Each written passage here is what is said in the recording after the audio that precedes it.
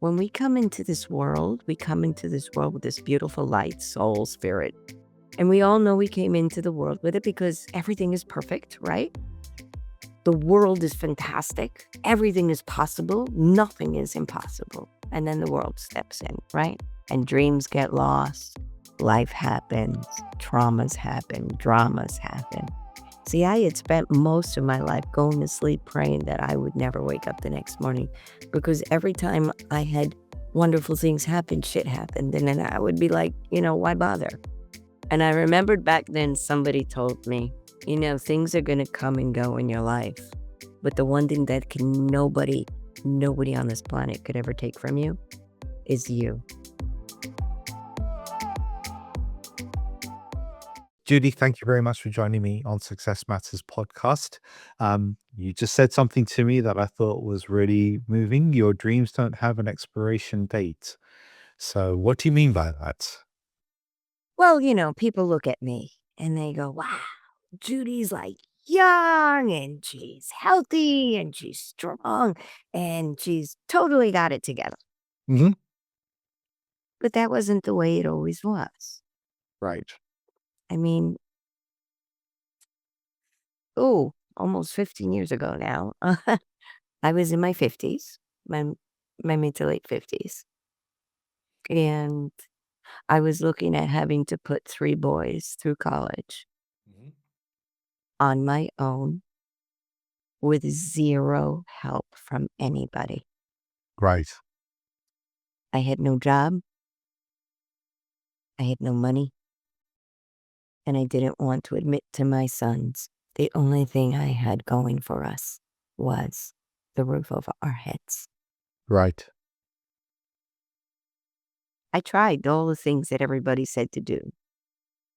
The business in the boxes, Hmm. to be successful, all of the wellness things, meditations, manifestations, you name it, I did it.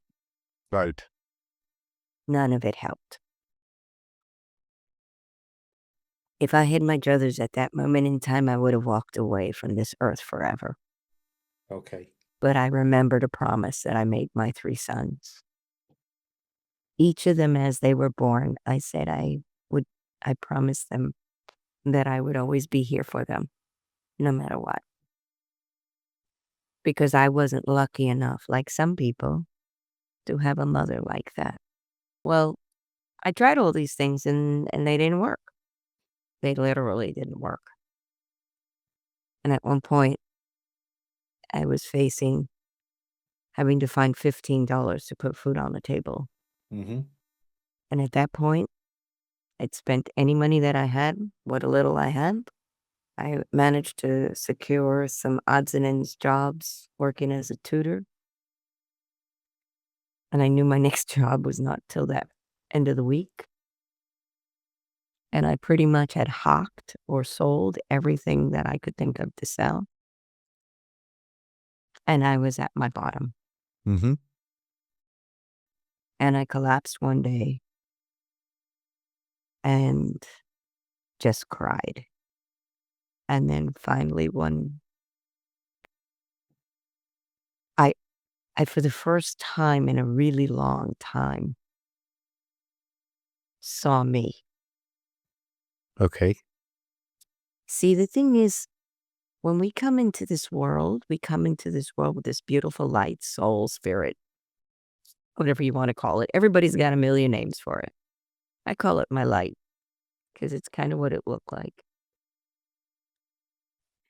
And we all know we came into the world with it because everything is perfect, right? Everything is beautiful. The world is fantastic. Everything is possible. Nothing is impossible. And then the world steps in, right? Hmm. And dreams get lost. We think they're gone. Life happens. Traumas happen. Dramas happen. The thing is, at that moment, that time, that day, for the first time, I saw me again inside. And that was when I realized the answers weren't outside of me.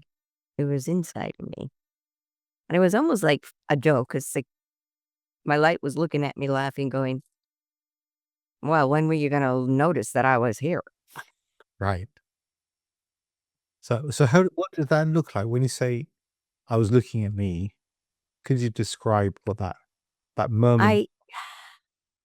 I, I had given up. I literally had given up. I gave up on me. I gave up. And I felt like the world had given up on me too. And I was at my end. And I just sat there thinking, God, I don't know where else to go. And it was like this little voice inside me said, well, I've been here. You just needed to listen. Right. And I thought, oh my God, I'm crazy. And I closed my eyes because I didn't even want to see the world anymore. And there was this light. Some people see it as color, some people see it as an object. I saw it as a light. Mhm. And I realized it was me. It was that me that I started this world with. Right. And the whispers just kept coming like, I've had you all these years. How the heck did you think you managed to get here? And I've been here. You just needed to ask. So I call it like my whispers of my soul was whispering to me. And for the first time, I started to feel hope again. Okay. But I had to surrender completely to giving up. And I had hope again. I hadn't had hope in God knows how long. Mhm. And for the first time in over 50 years, because I was in my 50s, I actually wanted to live. See, I had spent most of my life going to sleep praying that I would never wake up the next morning because every time I had wonderful things happen, shit happened. And then I would be like, why bother? Right. You know? And for the first time, I wanted to live. And the cool thing about this was magic started to happen. Mhm. Somebody literally handed me $100 bill the next day just for the What heck of it. just out of the blue. Out of the blue. It was a friend. We went to lunch. I said, I can't afford lunch. And out of the blue, she whips out $100 bill and she says, here. I go, I'm not asking for anything. She goes, I know. You always say you're going to be all right and you're going to be fine. She goes, but I don't have any kids. And, you got 3 guys and I really love them. So maybe you can think of something nice to get them. Right. That was the money to make it through the week. Mhm. And then the next day, when I couldn't even get anybody to give me an interview for a job, I got 2 job offers, big job offers Right. from people that wouldn't even give me an interview Okay. because I was too old. So they gave you a job offer without even interviewing you? Right. I had applied and nobody would even talk to me. Mhm. How wild is that? Mm. And yes, the upshot was I did put the 3 boys through college. Yes. And I did put myself back into college to finally finish the degree that was derailed when I was young. Right. And I finished both of my degrees in my late 50s. Mm. That's very, very moving story actually, and, I can only imagine how low you felt at that moment in time, to then have that almost moment of clarity. Would you say that you needed to hit that bottom to get that moment of clarity? Or was it always there and you were just blind to it? You weren't listening to it? Think it was always there and I was blind to it. It was funny because this was the marriage to my kid's dad was my second marriage. It was a rather long, somewhat abusive marriage. Right. Um, and my first marriage, oddly enough, I was taken to the cleaner, so I was left homeless, jobless, and $20,000 in his debt because he liked to shop on my dime. Right. And I remembered back then somebody told me, things are going to come and go in your life.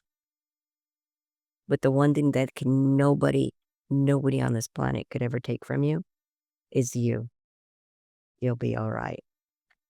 And I never understood it totally. I sort of like, okay, yeah, but I never really understood it until that second moment in time when I completely collapsed and I thought, I'm not going to be homeless again. At least I have the roof over my head, but I don't know what else to do. And I would rather die than be alive. Right. And when I saw me, my light, for the first time, I understood what that person meant when Mhm. they said, you, you are the only thing that's important and you will always be there and nobody can take that from you. Mhm. Got it. So, that moment was clearly a very pivotal moment for you in your life. What Oh do you God, do? yes. What do you actually do now? I mean, I'm you told me actually, you're not I'm retired, an you're doing energy, I'm an energy accelerator transformation coach. okay. Um, I had been I had gone on to become an international English educator and international speaker. And then during COVID, because we are so young, they put us out to pasture. And I was watching a lot of my friends being put out to pasture. And then of course, they went, we have no teachers. I'm like, oh, yeah, you just fired us all. Mhm. But I remember back then, I was having a lot of friends having that happen. And I was doing educational talks at the time. Um, and my talks were slowly pivoting from educational to wellness Mhm. because I realized that my colleagues and peers, we were being put out to pasture en masse, and we were really starting to crash and burn. And I realized what I had gone through all those years earlier, that I learned something and there was a lesson in that I could help others. So I started helping other colleagues who were like, "How is it in the last 10 years you got younger and we got older?" And I started helping a lot of other people, and then when COVID hit and I saw so many of my peers and colleagues who were vibrant and healthy and strong like myself, they bought the line that they were old Right. Yeah. and locked themselves up. Mhm. And when they emerged in wheelchairs, walkers, or dead. Yeah. And that broke my heart. And I thought, no way, no way. I'm not willing to stand by and just watch this happen. Mhm. And my husband, who after I decided I liked life after all, who magically appeared. And the funny thing is, we both were trying to be as single as humanly possible Right. for over 8 years when we met. Um, he's actually a public service doctor. Right. And when this happened during COVID, he said, "Sweetheart, we shouldn't have been, they shouldn't have been locking themselves up. Mm. We're not old. And you and I are proof of that because he doesn't look any older than I do." And he's in his mid-70s, by the way. So, Okay. um, and so he turned to me that day and he said, "Honey, it's time. You've got to do something bigger. Mhm. You have to help our generation because we should not be walking one foot in the grave. Yeah. We should not. There's no reason for it. We're living to 100 or more. That makes us babies. Think about it. 40 years? That makes Mm. us babies, It's true. right?" Yeah. And we both were very upset about it. So I figured, well, I got let go from teaching. Time to pivot and move on to my next, as I lovingly call my next incarnation. And yes, I took it a step further and decided to totally pivot my international talks to wellness talks. And then I started helping people in a bigger way because I'm not willing to watch my friends and colleagues and peers walk off into the sunset with one foot in the grave. And the truth is, why are we making bucket lists? We're not dying, for Pete's sake. We're alive. So what a concept. Act like you're alive. Make a life list. It's just And you that's just what made I me teach realize that the now. bucket list is for when you before you kick the bucket. I hadn't really put the two together until just now. So as an energy coach, what one recommendation could you give to someone listening to this that will be transformative for them? The truth is, when you're making a bucket list, the negative, the level of energy is very low. Yeah. It's very low. And you're actually kind of making what you don't want happen, you know? Mhm. So make a life list. I try to teach people to make a life list. The truth is, as you said, and we started with, dreams don't have an expiration date. Yeah. You know?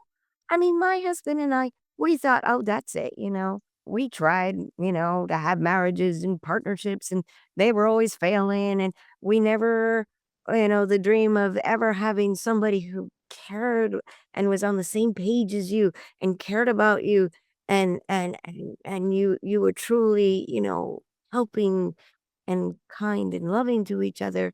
That was a dumb dream, right? Not gonna happen. Mm. Not true. I got married at 60. My life began at 60, Right. right? You know, everybody said, "Oh, well, your body's gonna deteriorate, right? Your energy.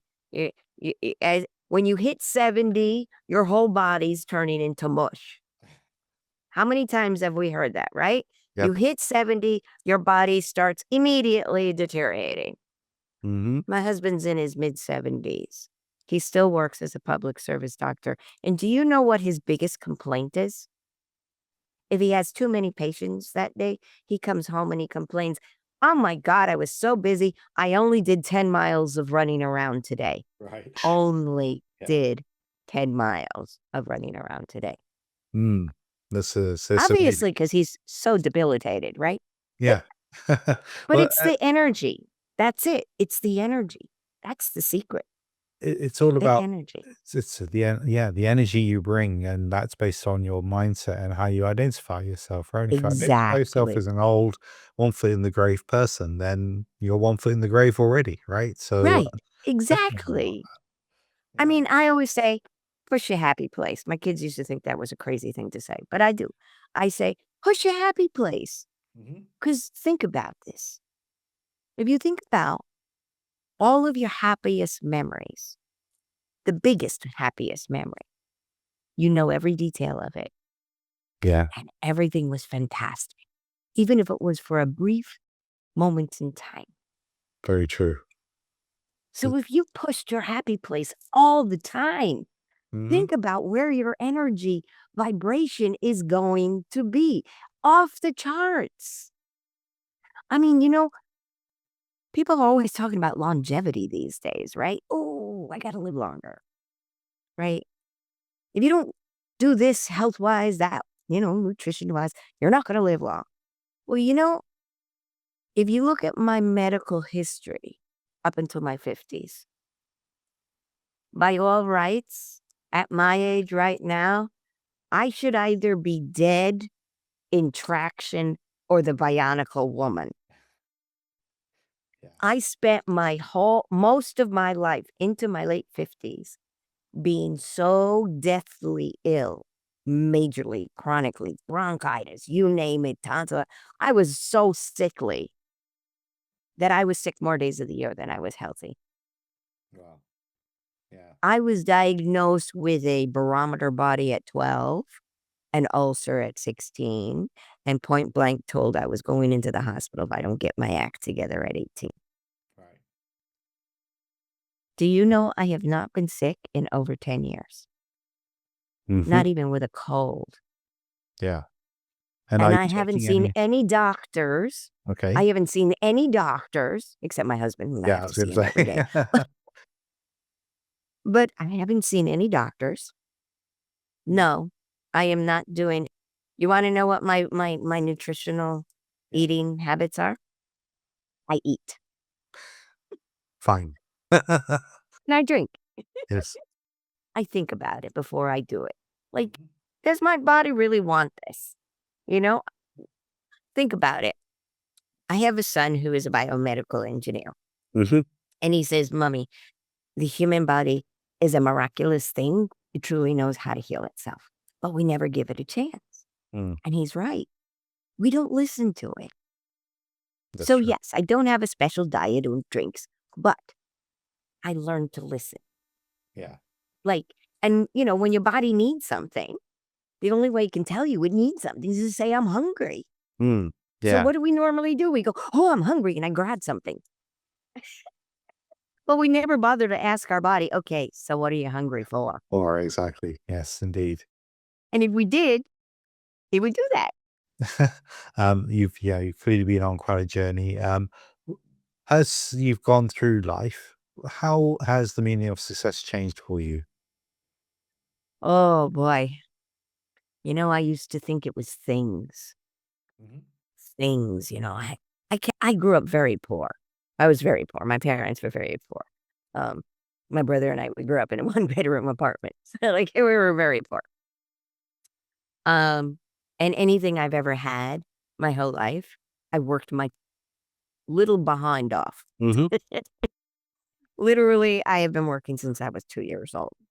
Right. So, I worked really hard.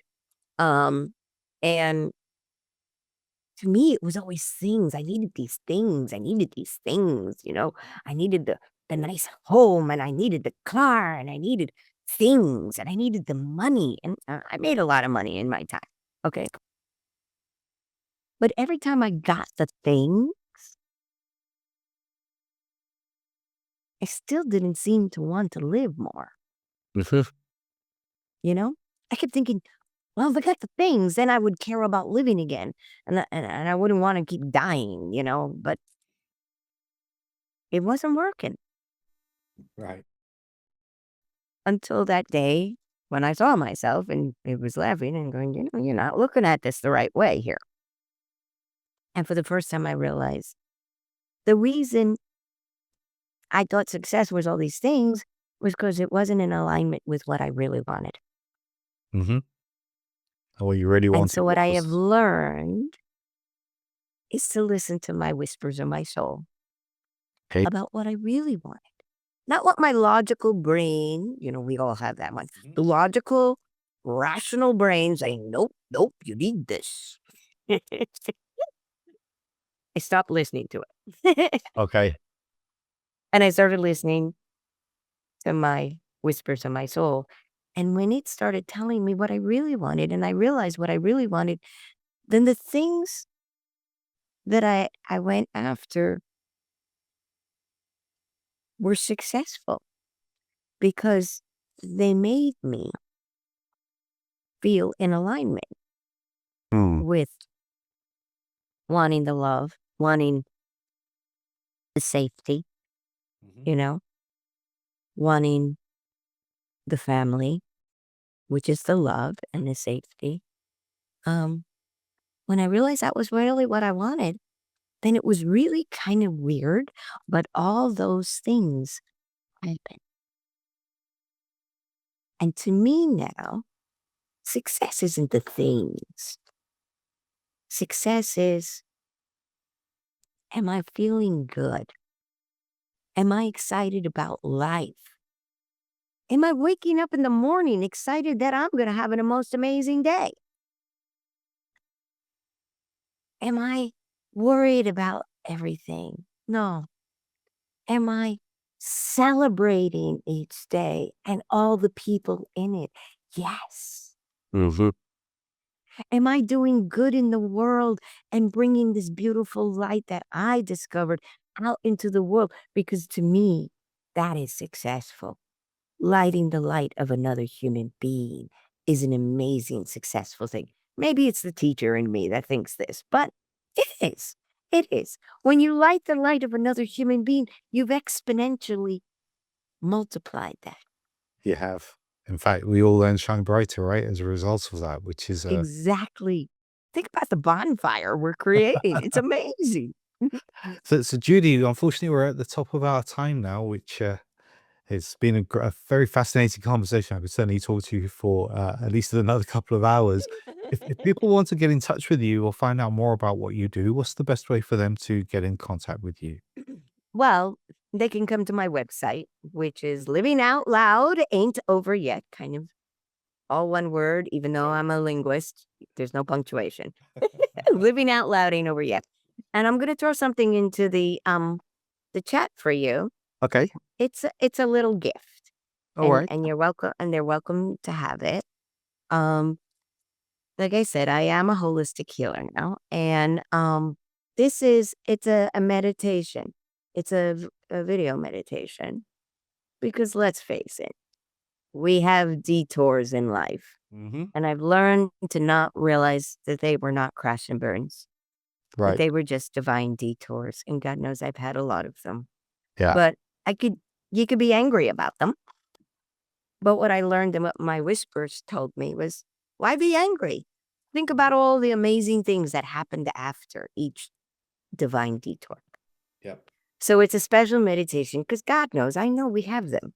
If you have a divine detour, it's a special meditation to help reset you Okay. from the divine detour so that you stay grounded, you stay within your light, and you can hear. What a shocking thing. Hear those whispers of your soul. That's brilliant. Thank you for that, Judy. I'll make sure that's included in the podcast when I publish it. So thank you very much for taking part in Success Matters. Oh, be successful. Be alive. To find your success, contact me at info@successmatterscoaching.com. That's info@successmatterscoaching.com.